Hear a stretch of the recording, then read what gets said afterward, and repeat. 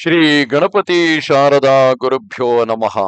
ಶ್ರೀಪಾದ ವಲ್ಲಭ ಗುರೋ ಪರಮೇಶ್ವರಸ್ಯ ಯೋಗೀಶ್ವರಸ್ಯ ಶಿವಶಕ್ತಿ ಸಮನ್ವಿತಸ್ಯ ಶ್ರೀಪರ್ವತಸ್ಯ ಶಿಖರಂ ಖಲು ಸನ್ನಿವಿಷ್ಟಂ ತ್ರೈಲೋಕ್ಯ ಪಾವನ ಪದಾಬ್ಜಮಹಂ ನಮಾಮಿ.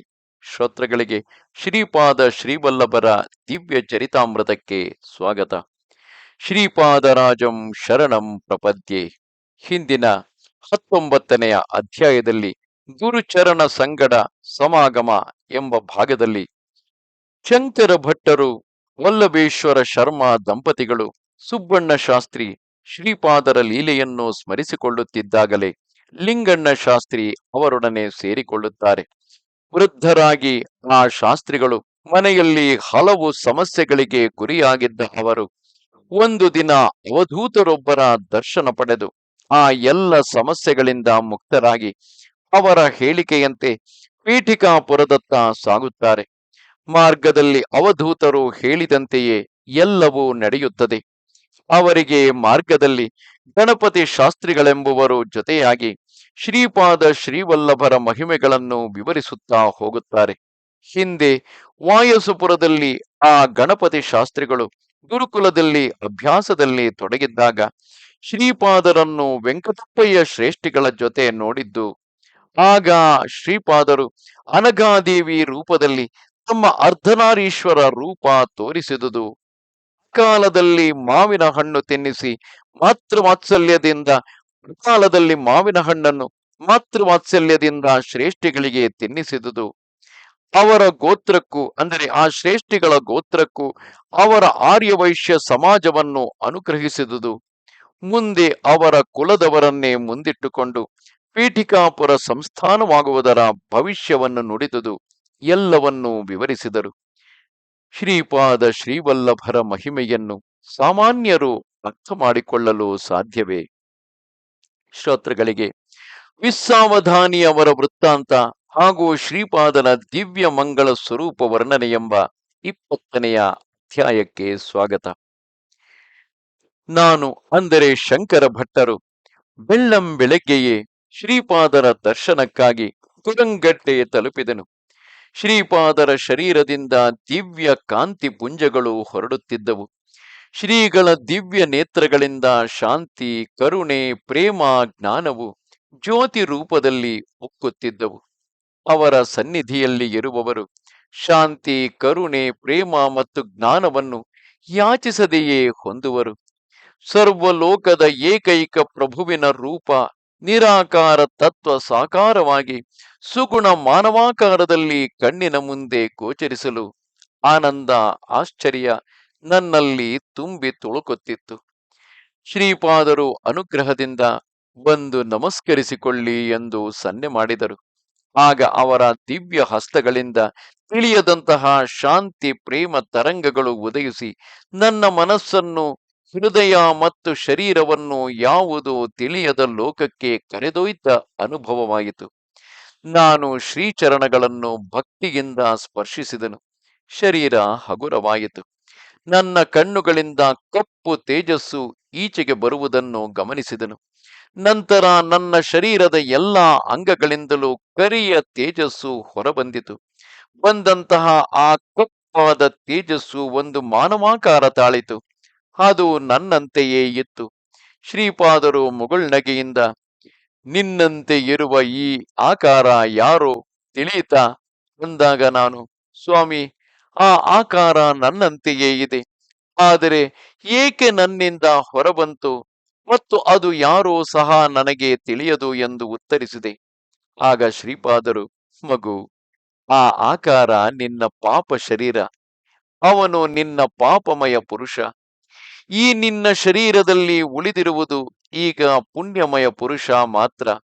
ಎಲ್ಲ ಮಾನವ ಶರೀರಗಳಲ್ಲೂ ಪಾಪ ಪುಣ್ಯ ಪುರುಷರು ಇರುವರು. ಆ ಎರಡರಿಂದಲೂ ಬಿಡುಗಡೆ ಲಭಿಸಿದರೆ ಮುಕ್ತಿಯೇ.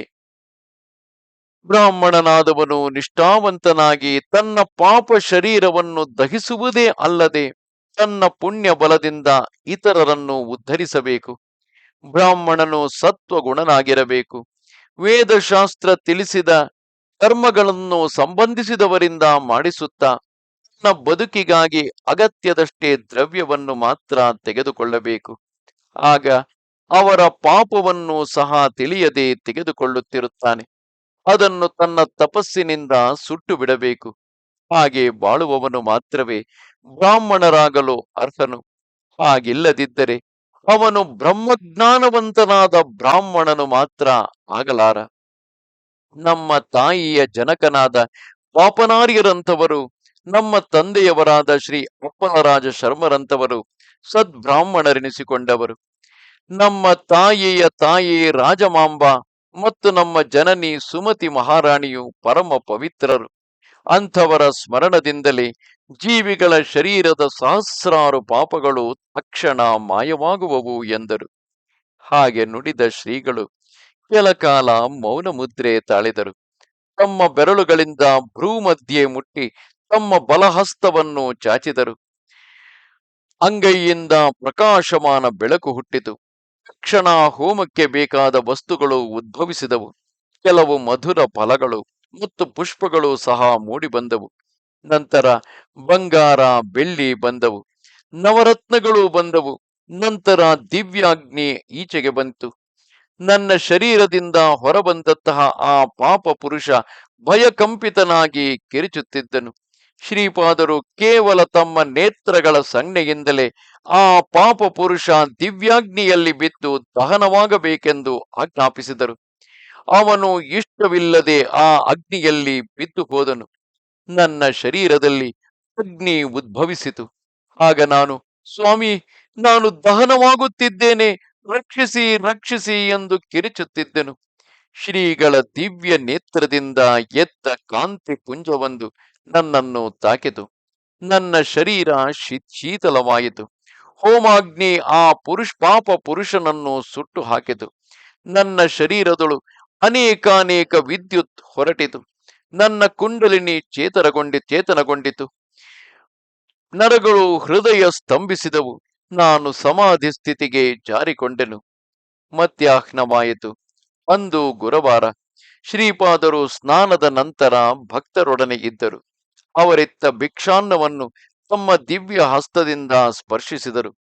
ತಮ್ಮ ಕಮಂಡಲದಿಂದ ಜಲವನ್ನು ಭಕ್ತರ ಮೇಲೆ ಪ್ರೋಕ್ಷಿಸಿದರು. ಅಷ್ಟ ದಿಕ್ಕುಗಳಲ್ಲೂ ಸ್ವಲ್ಪ ಅನ್ನವನ್ನು ಬಲಿಗಾಗಿ ಎತ್ತರು.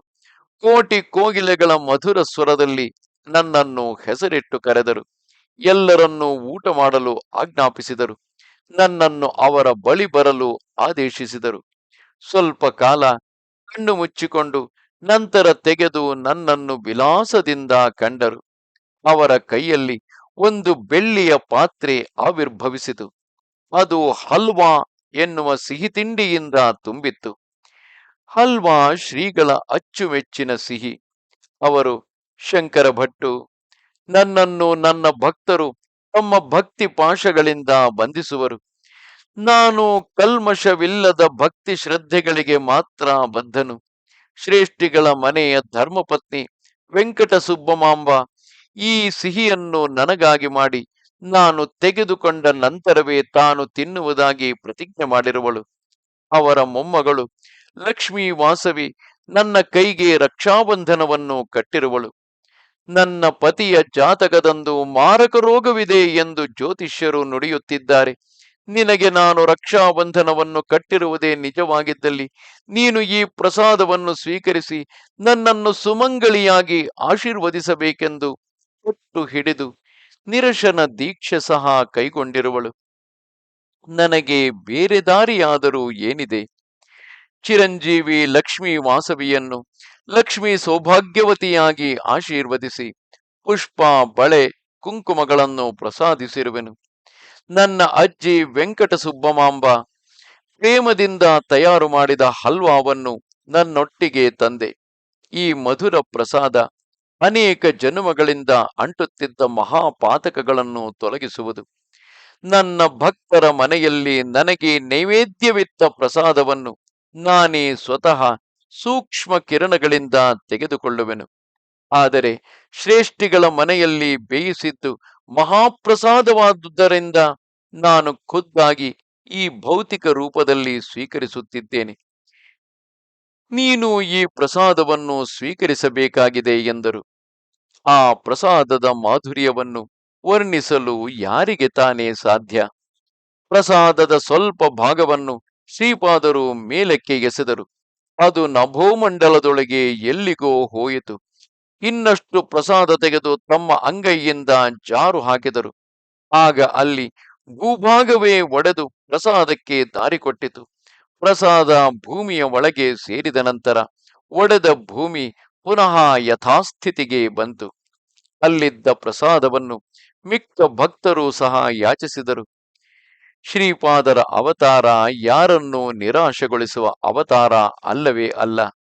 ಅದೆಷ್ಟು ಜನಕ್ಕೆ ಆ ಸಿಹಿ ಹಂಚಿದರೂ ಆ ಬಟ್ಟಲಿನಲ್ಲಿ ಪುನಃ ಅಷ್ಟೇ ಸೇರುತ್ತಿತ್ತು.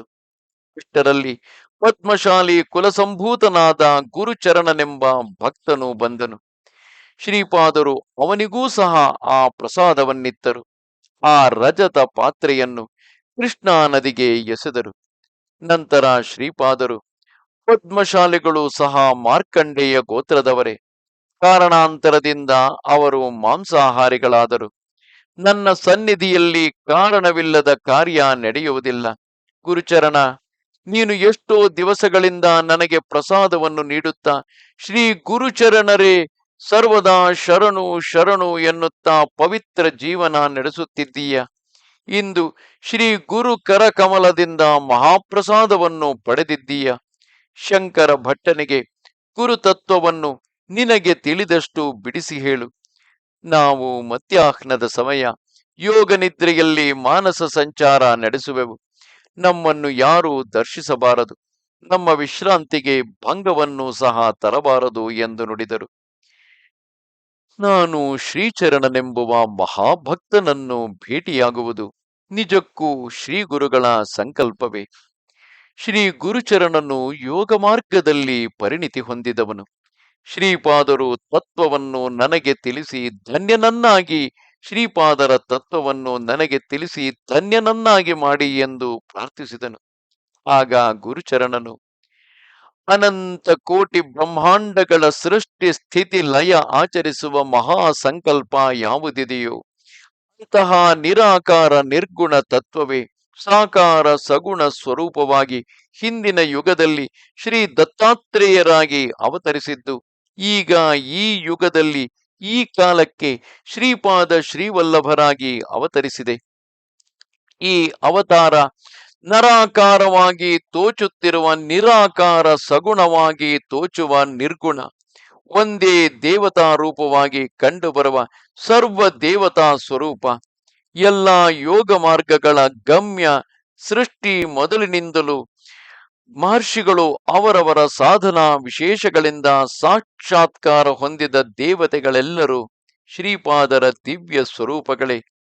ಹಿಂದಿನ ಕಾಲದಲ್ಲಿ ಮಹರ್ಷಿಗಳಿಗೆ ಅನೇಕ ದಿವ್ಯ ಶಕ್ತಿಗಳಿದ್ದವು. ವಸಿಷ್ಠರು ತುಪ್ಪ ಸಹಿತ ಯಜ್ಞಗಳನ್ನು ಮಾಡುತ್ತಿದ್ದರು. ಅದಿಲ್ಲದೇನೆ ಯಜ್ಞಗಳನ್ನು ವಿಶ್ವಾಮಿತ್ರರು ಮತ್ತು ಜಮದಗ್ನಿ ಮಾಡುತ್ತಿದ್ದರು. ಯಾವುದೇ ಒಂದು ಕರ್ಮ ಮಾಡಲು ಅಥವಾ ಮಾಡದಿರಲು ಅಥವಾ ಬೇರೆ ರೀತಿ ಮಾಡಲು ಆಗಲಿ ಆ ಕರ್ಮದ ರಹಸ್ಯ ಮತ್ತು ಮಂತ್ರ ರಹಸ್ಯ ತಿಳಿದವನೇ ಸಮರ್ಥನು. ಶ್ರೀಪಾದರು ಸಮರ್ಥರು. ಆದರೆ ಅವರು ಕರ್ಮ ರಹಸ್ಯವನ್ನು ತಿಳಿದಿರಲು ಅಂತಹ ವ್ಯಕ್ತಿಗಳೊಡನೆ ಅವರು ವರ್ತಿಸುವ ಮಾರ್ಗಗಳಲ್ಲಿ ಸಹ ವ್ಯತ್ಯಾಸ ಕಾಣುವುದು. ಎಲ್ಲ ಶಕ್ತಿಗಳಿಗಿಂತ ಪ್ರೇಮ ಶಕ್ತಿ ಮಹತ್ತರವಾದದ್ದು. ಅದಕ್ಕಿರುವ ಶಕ್ತಿ ಅಪಾರ.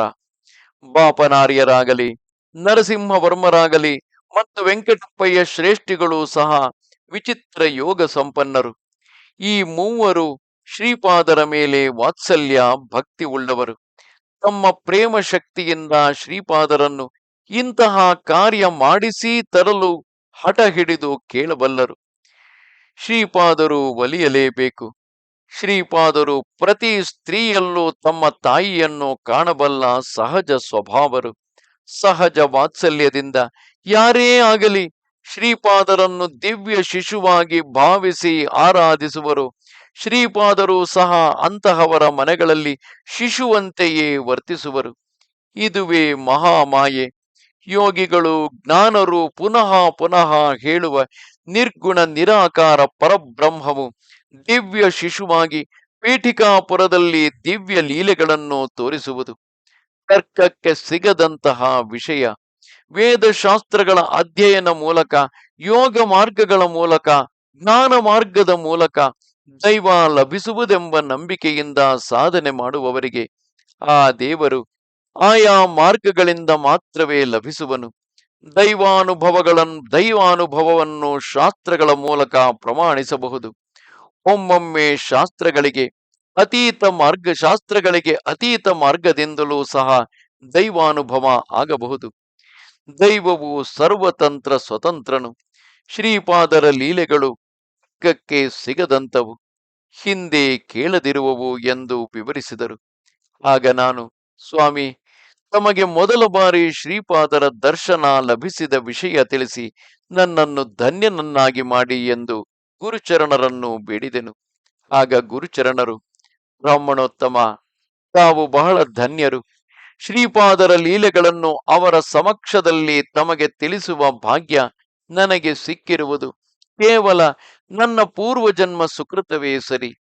ತಾವು ಶ್ರೀ ಗುರುವಿನ ಅಪಾರ ಕರುಣಾ ಕಟಾಕ್ಷ ಪಡೆದ ಪೂಜ್ಯರು ಎಂದು ತನಗೆ ಆದ ಶ್ರೀಪಾದರ ದರ್ಶನ ವಿಷಯ ಹೇಳಲಾರಂಭಿಸಿದರು.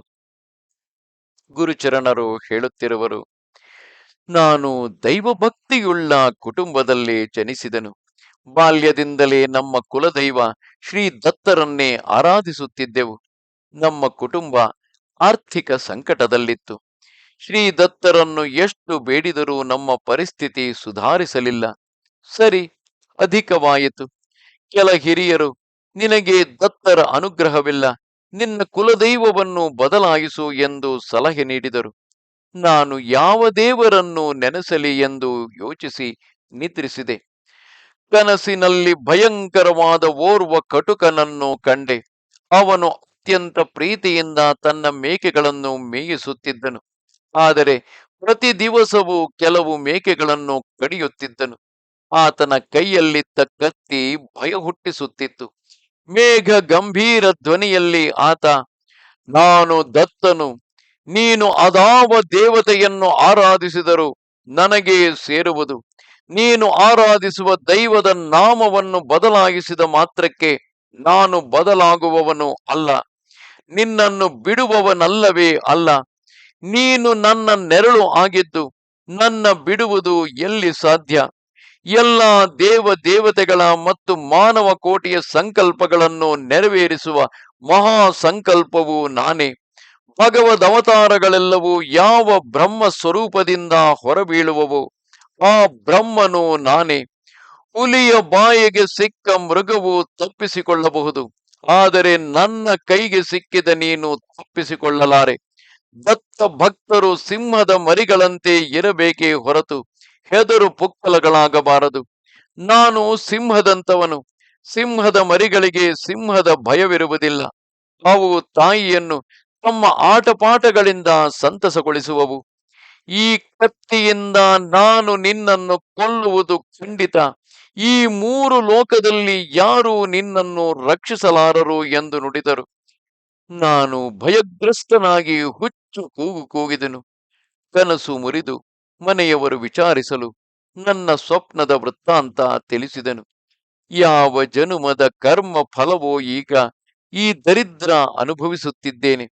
ಆರ್ಥಿಕ ಸಂಕಟ ಮತ್ತಷ್ಟು ಬೆಳೆಯಲು ನಾನು ಸತ್ತರೂ ಚೆನ್ನಾಗಿದ್ದೀತು ಎಂದು ಭಾವಿಸಿದೆ. ಬೆಳಿಗ್ಗೆ ಒಬ್ಬ ಹರಿದಾಸನು ಮನೆ ಮುಂದೆ ಹರಿನಾಮ ನುಡಿಯುತ್ತಾ ಬಂದನು.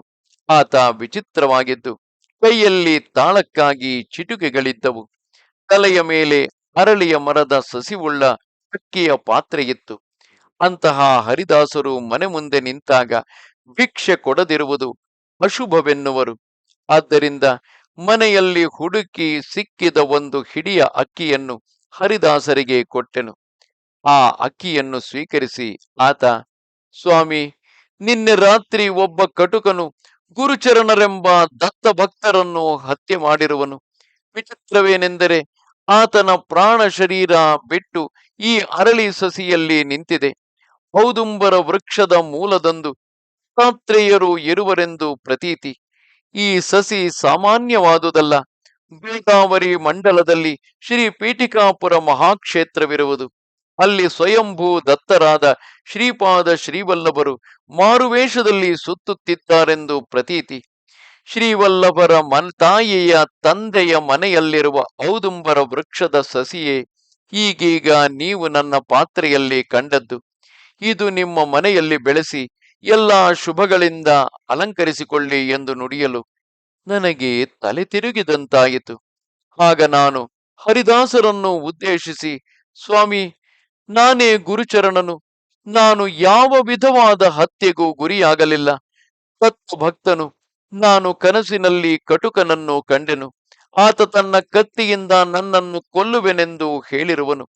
ಎಲ್ಲೇ ಆಗಲಿ, ಓರ್ವನು ಸತ್ತು ಹೋದ ನಂತರ ಶವ ಸಿಗದಿದ್ದಲ್ಲಿ ಅರಳಿಯ ವರದ ಒಣ ತುಂಡುಗಳನ್ನು ಜೋಡಿಸಿ ಅದನ್ನೇ ಶವವಾಗಿ ಭಾವಿಸಿ ಉತ್ತರ ಕ್ರಿಯೆಗಳು ನಡೆಸುವರೆಂದು ಕೇಳಿರುವೆನು. ಅಷ್ಟೇ ಹೊರತು ಓರ್ವನ ಪ್ರಾಣವನ್ನು ಔದುಂಬರ ವೃಕ್ಷದೊಳಗೆ ಆಕರ್ಷಿಸಿ ಅದೇ ಸಮಯಕ್ಕೆ ಅದೇ ಮನುಷ್ಯನ ಪ್ರಾಣ ನಿಲ್ಲಿಸುವುದು ಎಲ್ಲೂ ನೋಡಿಲ್ಲ, ಕೇಳಿಯೂ ಇಲ್ಲ ಎಂದೆನು. ಔದುಂಬರ ವೃಕ್ಷದ ಮಹಿಮೆ. ಆಗ ಹರಿದಾಸರು ಗಟ್ಟಿಯಾಗಿ ನಗುತ್ತಾ, ನೀವು ಹೇಳುವುದು ನಿಜವೇ, ತಪ್ಪಲ್ಲ. ಈ ಸೃಷ್ಟಿ ಒಳ ರಹಸ್ಯವೆಲ್ಲವೂ ತಿಳಿದಿರುವವರು ಆ ಆದಿಗುರುಗಳಾದ ಶ್ರೀ ದತ್ತರೇ. ಮುಂಬರುವ ಕ್ಷಣಕ್ಕೆ ಅವರು ಮಾಡಲಿರುವುದು ಸಪ್ತರ್ಷಿಗಳಿಗೂ ತಿಳಿಯಲಾರದು. ಹಾಗಿರಲು ನೀನೆಷ್ಟು, ನಾನೆಷ್ಟು? ಮನುಷ್ಯನು ಆತ್ಮ ಶರೀರ ಬಿಟ್ಟಲ್ಲಿ ಮಾತ್ರವೇ ಮರಣವಲ್ಲ. ಒಬ್ಬನಿಗೆ ಮಾರಕ ದಶೆ ಬಂದಲ್ಲಿ ಅವನ ಸದ್ಗುರುಗಳು ಅವನನ್ನು ಘೋರವಾದ ಮಾನಸಿಕ ಕ್ಷೋಭೆಗೂ ಅವಮಾನಗಳಿಗೂ ಮತ್ತು ದುರ್ಭರ ಕಷ್ಟ ನಷ್ಟಗಳಿಗೂ ಒಳಪಡಿಸಿ ಅವನ ಕರ್ಮ ಕಳೆಯಲು ನೂತನ ಜನುಮ ಪ್ರಾಪ್ತಿಯಾಗಬಹುದು. ಅದೇ ಅವತಾರ ಪುರುಷರಾದರೆ ತನ್ನ ಆಶ್ರಿತನನ್ನು ಸ್ವಲ್ಪ ಬಾಧೆಗೆ ಒಳಪಡಿಸಿ ಪುನರ್ಜನ್ಮ ತರುವರು.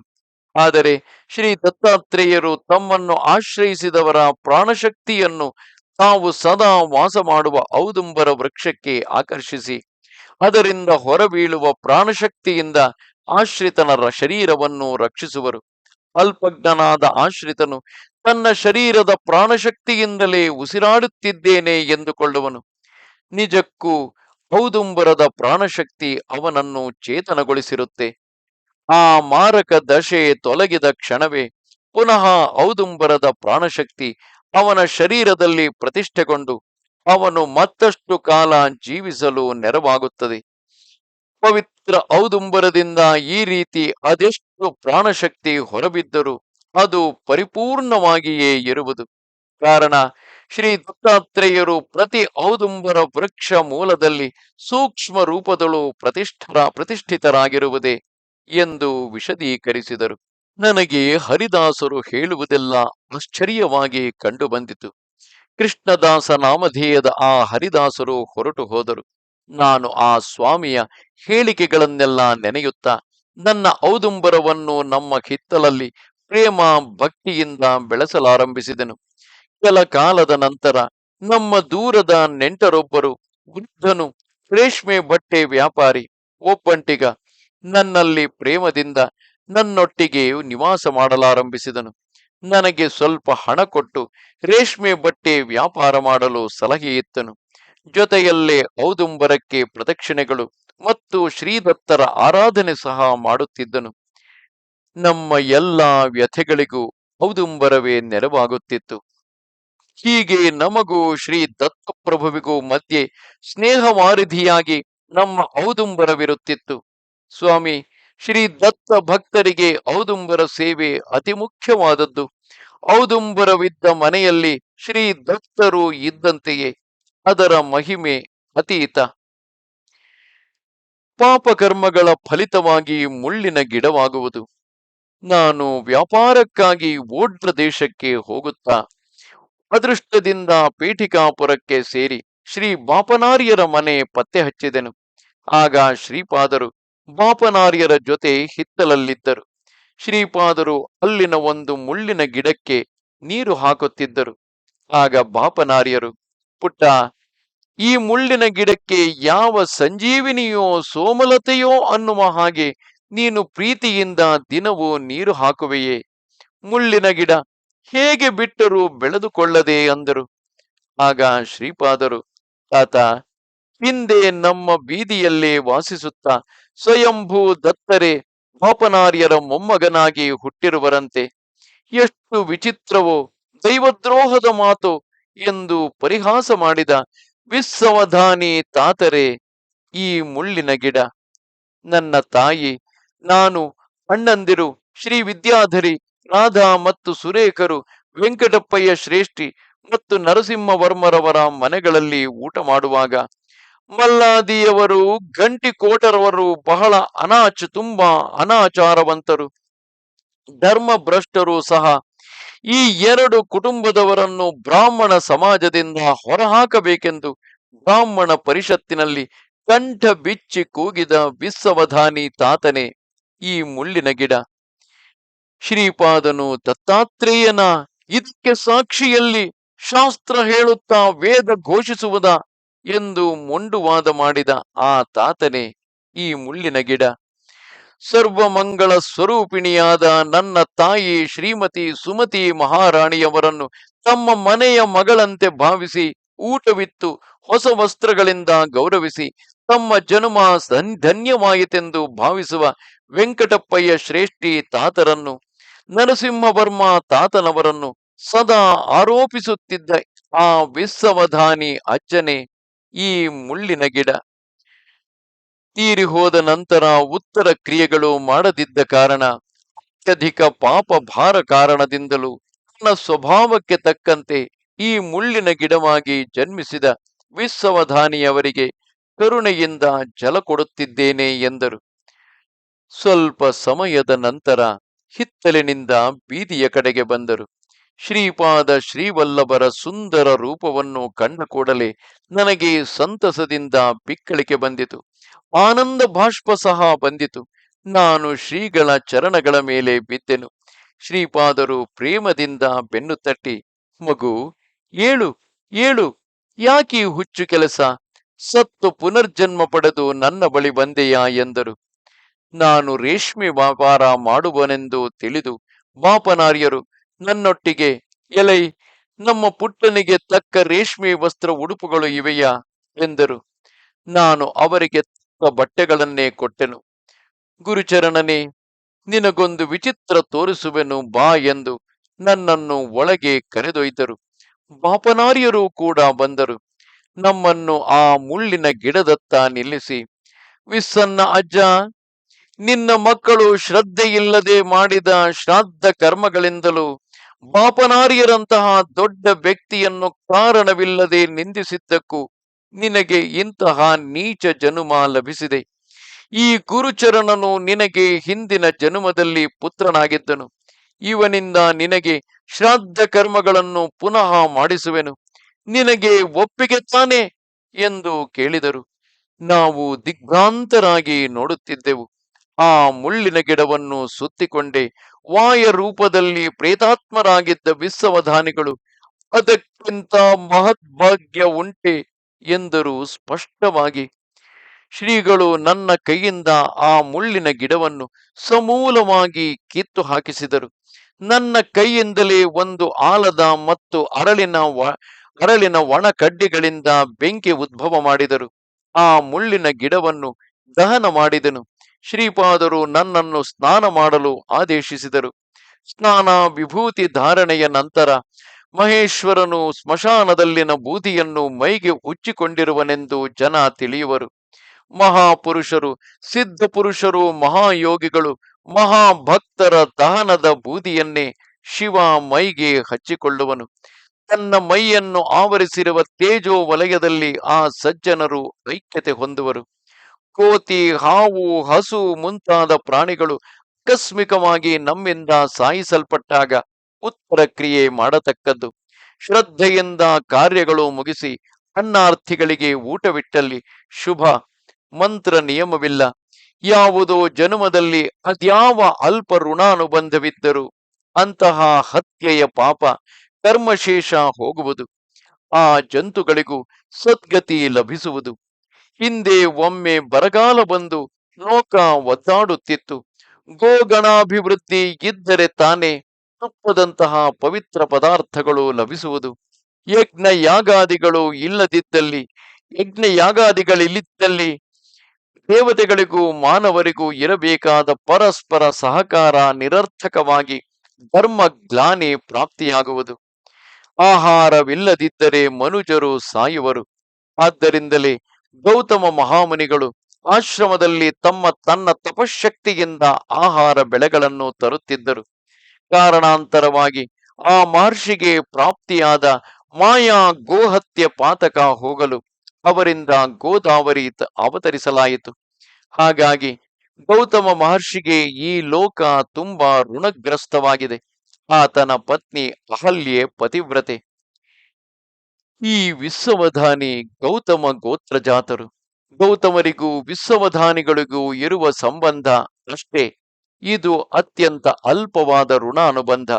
ಆದರೂ ತ್ರೇತಾಯುಗದಲ್ಲಿ ಪೀಠಿಕಾಪುರದಲ್ಲಿ ನಡೆದ ಸಾವಿತ್ರಿ ಕಾಟಕ ಚಯನದಲ್ಲಿ ಗೌತಮ ಮಹರ್ಷಿ ಪಾಲ್ಗೊಂಡಿದ್ದ ಕಾರಣಕ್ಕೂ ವಿಶ್ವವಧಾನಿ ಅದೃಷ್ಟದಿಂದ ಪೀಠಿಕಾಪುರದಲ್ಲಿ ಜನ್ಮಿಸುವುದಲ್ಲದೆ ಅತಿ ದುರ್ಲಭವಾದ ನನ್ನ ದರ್ಶನ ಪಡೆದ ಕಾರಣಕ್ಕೂ ಅಯೋಗ್ಯನಿಗೆ ಸಹಿತ ಮಹಾ ಕರುಣೆಯಿಂದ ಸದ್ಗತಿಯನ್ನು ಶ್ರೀದತ್ತರು ಪ್ರಸಾದಿಸುವರೆಂದು ಲೋಕ ತಿಳಿಯಬೇಕೆಂದೇ ಈ ಘಟನೆ ನಡೆಯಿತು. ಋಣಾನುಬಂಧವಿಲ್ಲದಿದ್ದರೆ ಒಂದು ನಾಯಿ ಸಹ ನಿನ್ನ ಬಳಿ ಬರಲಾರದು. ಆದ್ದರಿಂದ ಯಾರಾದರೂ ಸಹಾಯ ಕೋರಿದರೆ ತಪ್ಪದೆ ಮಾಡು. ಕೈಲಾಗದಿದ್ದರೆ ಪ್ರೀತಿ ಮಾತುಗಳಿಂದ ನಿನ್ನ ಅಸಮರ್ಥತೆ ತಿಳಿಸಿ ಅವರನ್ನು ಸಂತೋಷಪಡಿಸು. ಅವರೊಟ್ಟಿಗೆ ನಿರ್ದಾಕ್ಷಿಣ್ಯ ಪ್ರಕಟಿಸಿದರೆ ನಾನು ಕೂಡ ನಿಮ್ಮ ಮೇಲೆ ಅಂತಹ ನಿರ್ಲಕ್ಷ್ಯ ತೋರಿಸುವೆನು. ನೀನೆಷ್ಟು ಸತ್ಯವೋ, ಲೋಕ ಅದೆಷ್ಟು ಸತ್ಯವೋ, ಈ ಸೃಷ್ಟಿಯು ಎಷ್ಟು ಸತ್ಯವೋ, ಲೋಕದ ಸಮಸ್ತಕ್ಕೂ ನಾನೇ ಮೂಲ ಕಾರಣವೆಂಬುದು ಅಷ್ಟೇ ಸತ್ಯ. ನಾನು ಸಮಸ್ತ ಸತ್ಯಕ್ಕೂ ಸತ್ಯನು.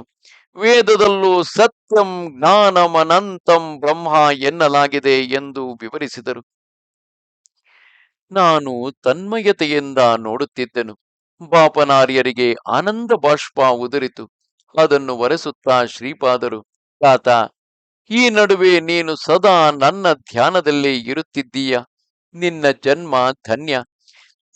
ನಿನ್ನ ರೂಪದಲ್ಲೇ ನೃಸಿಂಹ ಸರಸ್ವತಿ ಅವತಾರ ತಾಳುವೆನು. ಸತ್ಯ ಎಂದು ಬಾಪನಾರ್ಯರ ಕೈಯಲ್ಲಿ ತಮ್ಮ ಕೈ ಹಾಕಿದರು.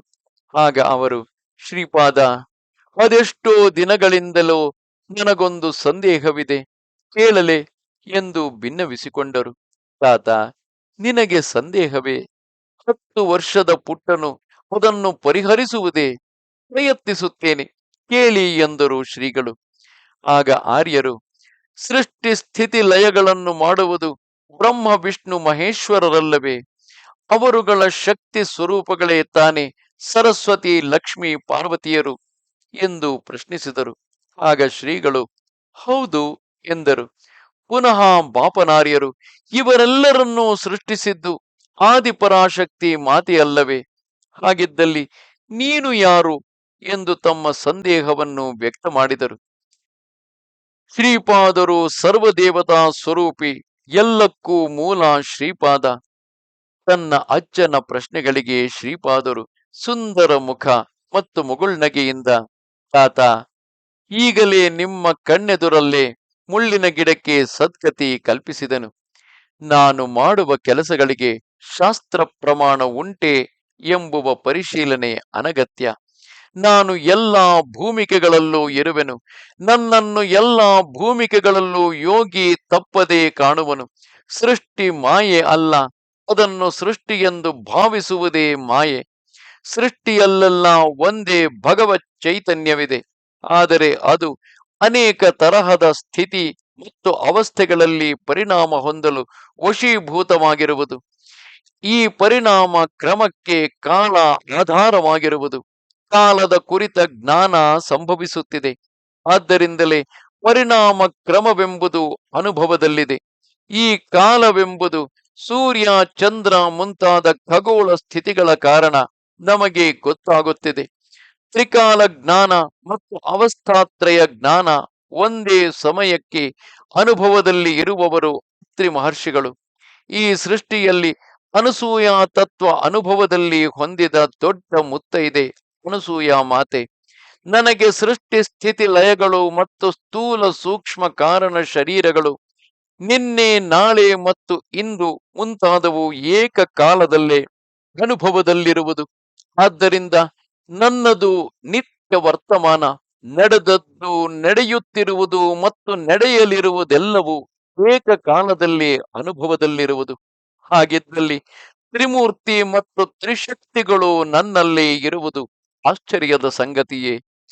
ತ್ರಿಮೂರ್ತಿ ಮತ್ತು ತ್ರಿಶಕ್ತಿಗಳು ಸೃಷ್ಟಿಗೆ ಪೂರ್ವವೇ ಪರಾಶಕ್ತಿಯಲ್ಲಿ ಇರುವರು ಎಂಬುದು ಸತ್ಯದ ಮಾತು.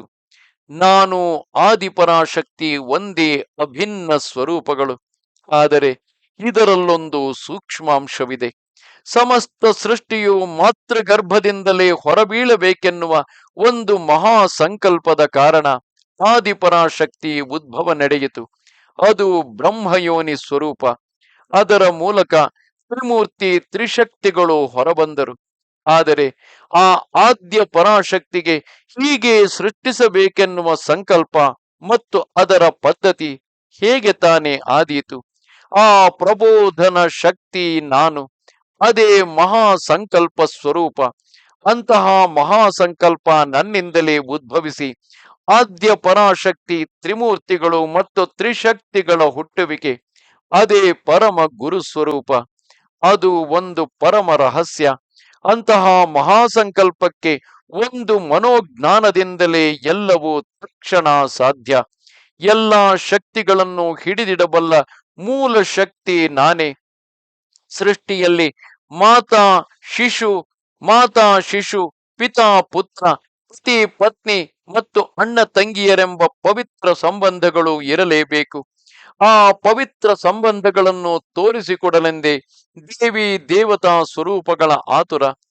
ಜೀವಿ ಮಾಯೆಯಲ್ಲಿರುವ ಶಕ್ತಿ, ನಾನು ಮಾಯೆಗೆ ಸಿಗದಂತಹ ಮಹಾಶಕ್ತಿ. ಈ ಎರಡು ಶಕ್ತಿಗಳು ಯೋಗ ಶಕ್ತಿಯಿಂದ ಮಾತ್ರ ಸೇರಲು ಸಾಧ್ಯ. ಆದ್ಯ ಪರಾಶಕ್ತಿ ಆಗಲಿ ಮೂಲ ದತ್ತರಾಗಲಿ ಆರಾಧಿಸಲ್ಪಟ್ಟಾಗ ಅಂತರ್ಲೀನವಾಗಿ ಅಲ್ಲಿ ತ್ರಿಮೂರ್ತಿ ಮತ್ತು ತ್ರಿಶಕ್ತಿಗಳು ಇರುವರು. ಈ ದೇವ ಸಂಬಂಧ ತತ್ವ ಸಿದ್ಧಿಗಳು ಕೇವಲ ಸಾಧನೆಯಿಂದ ಮಾತ್ರ ಒಂದು ವ್ಯಕ್ತಿಗೆ ಸಾಧ್ಯ. ಶ್ರೀಪಾದರನ್ನು ಆರಾಧಿಸುವವರ ಸಮಸ್ತ ಪಾಪಗಳು ನಾಶವಾಗುವವು. ಒಂದು ಕಾಡು ಪ್ರಾಣಿಗೆ ಸಂಸ್ಕೃತ ವ್ಯಾಕರಣ ಬೋಧಿಸುವುದು ಪ್ರಯೋಜನವಿಲ್ಲ. ಆ ಪ್ರಾಣಿ ಸಂಸ್ಕೃತ ವ್ಯಾಕರಣ ಕಲಿಯಬೇಕೆಂದರೆ ಆ ನೀಚ ಜನುಮದಿಂದ ವಿಮುಕ್ತಿಗೊಂಡು ಮಾನವ ಜನುಮ ತಾಳಿ ಸಮರ್ಥನಾದ ಗುರುಗಳಿಂದಲೇ ಅದು ಸಾಧ್ಯ. ನಾನು ಪ್ರತಿ ಜೀವದಿಂದಲೂ ಗುಪ್ತವಾಗಿ ಸಂಬಂಧ ಪಡೆದಿರುವ ಕಾರಣ ಜೀವಿಗಳ ಸಂಸ್ಕಾರವನ್ನು ಮತ್ತು ಅವರ ಮಲಿನಗಳನ್ನು ಅವರಿಂದ ಸ್ವೀಕರಿಸಿ ದಿನೇ ದಿನೇ ಮಾಡುವಂತಹ ಸ್ನಾನ ಜಪಾದಿಗಳಿಂದ ಅಂತಹದನ್ನು ದಹನ ಮಾಡಿ ಅವರ ಪರಿಣಾಮಕ್ಕೆ ಸಹಾಯ ಮಾಡುವೆನು. ನಿಜಕ್ಕೆ ನಾನು ಪೂಜೆ ಮಾಡಬೇಕಾದ್ದಿಲ್ಲ. ನನ್ನನ್ನು ಆರಾಧಿಸುವವರ ಅನೇಕ ಪಾಪಗಳನ್ನು ನನ್ನೊಳಗೆ ಆಕರ್ಷಿಸಿಕೊಂಡು ನಮ್ಮ ಮನೆಯ ಕುಲದೈವರಾದ ಕಾಲಾಗ್ನಿಶಮನ ದತ್ತರಿಗೆ ಸ್ಥೂಲ ಪೂಜೆ ಮಾಡುವೆನು. ಆ ಪೂಜೆಯ ಮಹಾಫಲವನ್ನು ನನ್ನ ಆರಾಧಕರಿಗೆ ಧಾರೆ ಎರೆಯುವೆನು. ಕರ್ಮ ಮಾಡದೆ ಫಲಪ್ರಸಾದ ಕೊಡಲಾಗದು. ಆದ್ದರಿಂದ ತಪಸ್ಸು ಮುಂತಾದವುಗಳನ್ನು ನಾನು ಈ ಶರೀರದಿಂದ ಮಾಡುವೆನು. ನಾನೇ ಅನಂತ ಚೈತನ್ಯನಾದ್ದರಿಂದ ನನ್ನ ಕರ್ಮಗಳ ಫಲ ತ್ವರಿತವಾಗಿ ಲಭಿಸುವವು ಮತ್ತು ಅವನ್ನು ಯೋಗ್ಯತೆ ಪ್ರಕಾರ ನನ್ನ ಆರಾಧಕರಿಗೆ ತಲುಪಿಸುವೆನು. ಆದ್ದರಿಂದಲೇ ನನ್ನದು ಆದಿಗುರು ಸ್ವರೂಪ. ತಂದೆ ತಾಯಂದಿರ ಆಸ್ತಿಗೆ ಮಗು ಅಧಿಕಾರ ಪಡೆದಂತೆ ಗುರುವಿನ ತಪಶಕ್ತಿಯ ಮೇಲೂ ಆ ಗುರುವಿನ ಶಿಷ್ಯಂದಿರಿಗೆ ಆ ಶಕ್ತಿ ಪಡೆಯಲು ಅಧಿಕಾರ ಇರುವುದು. ಭಗವದ್ಗೀತೆ ಸಹ ಕರ್ಮ ಆಚರಿಸುವುದು ಒಂದು ವಿಧಿ ಎಂದು ತಿಳಿಸುತ್ತದೆ. ನನ್ನ ಅವತಾರಕ್ಕೆ ಸಮಾಪ್ತಿಯಿಲ್ಲ. ದತ್ತನಾದ ನಾನು ಸುಲಭ ಸಾಧ್ಯನು.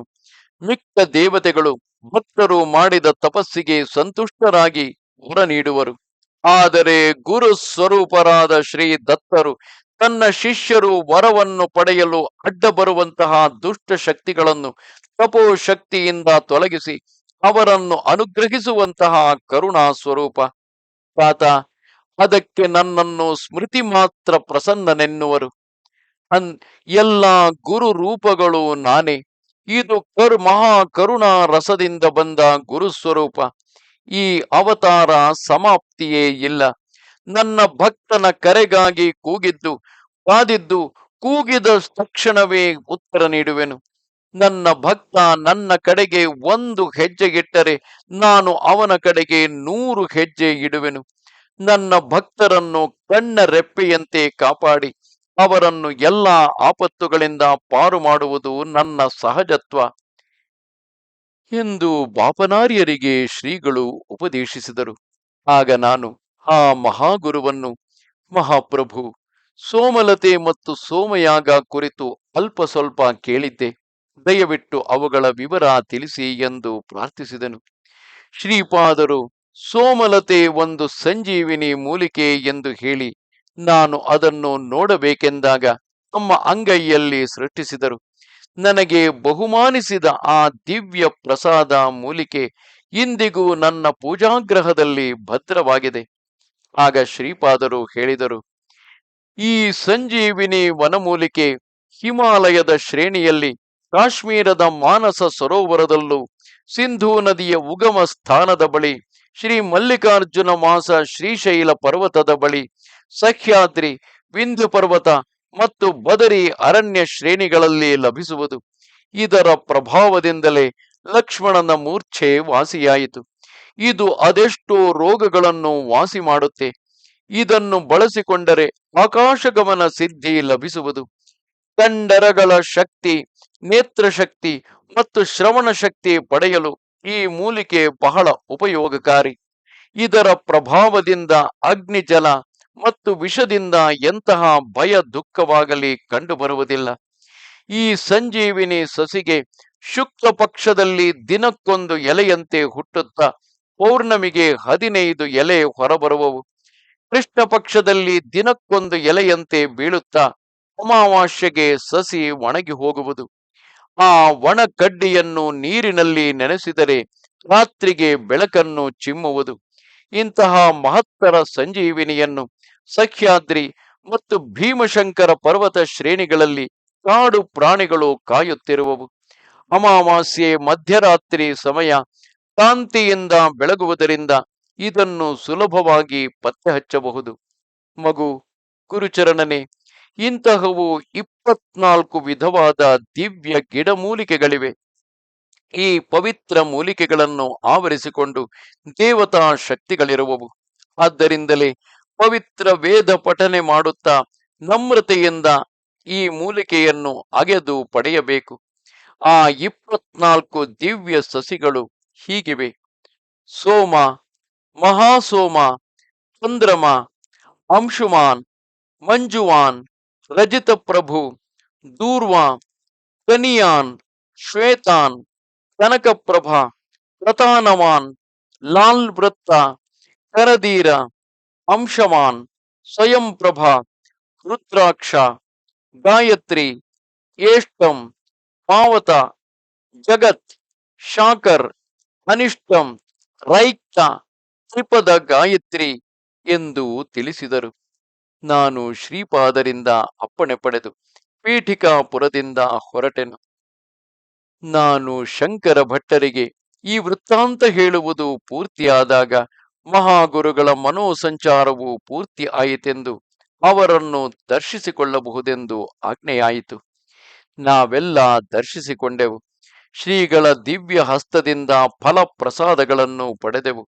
ಅನಂತರ ಶ್ರೀಪಾದರು ನಾವಿಬ್ಬರು ಕೃಷ್ಣ ಪಾರು ಮಾಡಿ ಆ ಕಡೆ ಹೋಗಿ ಶ್ರೀಪಾದರು ಹೇಳಿದರು, ನೀವಿಬ್ಬರು ಕೃಷ್ಣ ಪಾರು ಮಾಡಿ ಅಂದರೆ ಕೃಷ್ಣ ನದಿಯನ್ನು ದಾಟಿ ಆ ಕಡೆ ಹೋಗಿ ಮಾಂಚಾಲ ಗ್ರಾಮ ತಲುಪಿರಿ.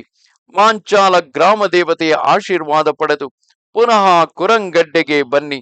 ನೀವೆಲ್ಲೇ ಇದ್ದರೂ ನಾನು ಸದಾ ಗಮನಿಸುತ್ತಲೇ ಇರುವೆ. ಮುಂಬರುವ ದಿನಗಳಲ್ಲಿ ಒಬ್ಬ ಮಹಾಪುರುಷನ ಜೀವ ಸಮಾಧಿಯ ಕಾರಣ ಮಾಂಚಾಲ ಗ್ರಾಮ ವಿಶ್ವವಿಖ್ಯಾತಗೊಳ್ಳುವುದು. ಅವರ ಲೀಲೆಗಳು ಚಿತ್ರ ವಿಚಿತ್ರ. ಪೀಠಿಕಾಪುರ ಸ್ಥೂಲ ದೃಷ್ಟಿಯಲ್ಲಿ ಇರುವಂತೆಯೇ ಸೂಕ್ಷ್ಮ ದೃಷ್ಟಿಯಲ್ಲೂ ಹೊಂದಿರುವುದು. ಅದುವೇ ಸ್ವರ್ಣ ಪೀಠಿಕಾಪುರ. ಅದು ನನ್ನ ಸ್ಥೂಲ ಶರೀರವನ್ನು ಆವರಿಸಿರುವ ತೇಜೋ ವಲಯದಲ್ಲಿ ಪ್ರತಿಷ್ಠವಾಗಿರುವುದು. ಯಾವುದೇ ಯುಗ ದೇಶ ಕಾಲಕ್ಕೆ ಸೇರಿದವರು ನನ್ನ ಕಟಾಕ್ಷ ಹೊಂದಿದ್ದಲ್ಲಿ ಅವರ ಚೈತನ್ಯ ಸ್ವರ್ಣ ಪೀಠಿಕಾಪುರದಲ್ಲಿ ಪ್ರತಿಷ್ಠಿತವಾಗಿರುವುದು. ಯೋಗ ದೃಷ್ಟಿ ಉಳ್ಳವರಿಗಿದು ವಿದಿತ. ಸ್ವರ್ಣ ಪೀಠಿಕಾಪುರದಲ್ಲಿ ಸ್ಥಾನ ಪಡೆದವರು ಧನ್ಯರು. ಜನ್ಮ ಜನ್ಮಗಳಿಗೂ ಅಂಥವರನ್ನು ಕಾಪಾಡುವೆನು. ಮಗು, ಶಂಕರ ಭಟ್ಟು 100 ವರ್ಷಗಳ ನಂತರ ನನ್ನ ಹೆಸರಿನಲ್ಲಿ ಮಹಾಸಂಸ್ಥಾನ ಸ್ಥಾಪಿಸಲಾಗುವುದು. ನನ್ನ ತಾಯಿಯ ತಂದೆ ಮನೆಯಲ್ಲಿ, ನನ್ನ ಜನ್ಮ ಸ್ಥಳದ ಬಳಿ ಔದುಂಬರ ನೆರಳಲ್ಲಿ ನನ್ನ ಪಾದುಕೆಗಳನ್ನು ಪ್ರತಿಷ್ಠಿಸಲಾಗುವುದು. ನನ್ನ ಹಿಂದಿನ ಮತ್ತು ಮುಂದಿನ ಅವತಾರ ಮೂರ್ತಿಗಳು ಸಹ ಪ್ರತಿಷ್ಠಾಪಿಸಲ್ಪಡುವವು. ತಗೊಳ್ಳಿ, ಈ ದಿವ್ಯ ದೃಷ್ಟಿಯಿಂದ ಕಾಣಿರಿ ಎಂದು ನನ್ನ ಮತ್ತು ಗುರುಚರಣನ ಭ್ರೂಮಧ್ಯೆ ತಾಕಿದರು. ಆ ಸುಂದರ ದೃಶ್ಯ ಕಂಡು ಧನ್ಯರಾದೆವು. ಅವರ ಅಸಂಕಲ್ಪ ಅಮೋಘ, ಲೀಲೆಗಳು ಆಶ್ಚರ್ಯಕರವು. ನಂತರ ನಾವು ಹೊರಡುತ್ತಿರಲು ಶ್ರೀಗಳು, ವಶಿಷ್ಠರ ಅಂಶದವನು ನನ್ನ ಈ ಸಂಸ್ಥಾನದ ಪೂಜಾರಿಯಾಗಿ ಬರುವನು ಎಂದರು. ಶ್ರೀಪಾದ ಶ್ರೀವಲ್ಲಭರಿಗೆ ಜಯವಾಗಲಿ. ಇದು ಶ್ರೀಪಾದ ಶ್ರೀವಲ್ಲಭ ಚರಿತಾಮೃತದ ಶ್ರೀಪಾದ ಶ್ರೀವಲ್ಲಭ ದಿವ್ಯ ಚರಿತಾಮೃತದ 20ನೆಯ ಅಧ್ಯಾಯ. ನಮಸ್ತೆ ಶಾರದೆ ದೇವಿ ಕಾಶ್ಮೀರ ಪುರವಾಸಿನಿ ತ್ವಾಮಹಂ ಪ್ರಾರ್ಥಯೇ ನಿತ್ಯಂ ವಿದ್ಯಾದಾನಂಚ ದೇಹಿಮೆ. ನಮಸ್ಕಾರ.